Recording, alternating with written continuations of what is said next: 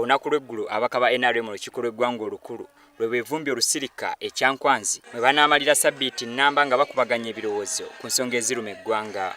Wabula olukuŋŋaana luno yaliko Ssaabawandiisi era Ssaabaminisita John Patrick Amama Mbabazi talubaddeemu oluvannyuma lw'okukunkumula omukono mu kibya. Kyokka abakugu bagamba okubulawo kwa Mbabazi tebakututte nga kikulu. Why don't you telephone him and ask him where he is?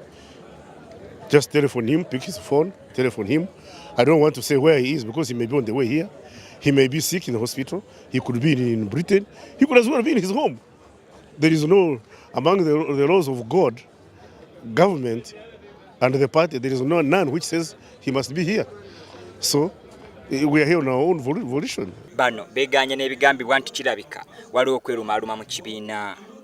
If our popularity is going down, why don't they exploit it? They should exploit it and they win and they will be the alternative government. They will make a government. This is not our Chibanja, but they will not win. That's what I can assure you. You know, why are they complaining about our popularity going down? They should be very happy about it. Yes, if I were them, I would keep quiet. NRM has done very well as a movement. In the years it has been in power, it continues to do well.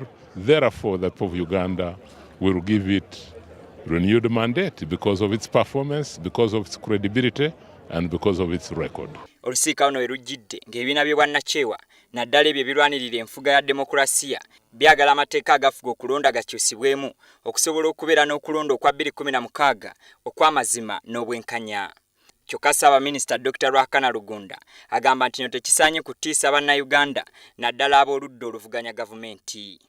Government did not accept that bill because we wanted to consider it first and see the proposals. We think the ideas are reasonable, but they are so important that we need to consider them both as a government, cabinet, and also as a caucus, so that we go with it when we have fully internalized it.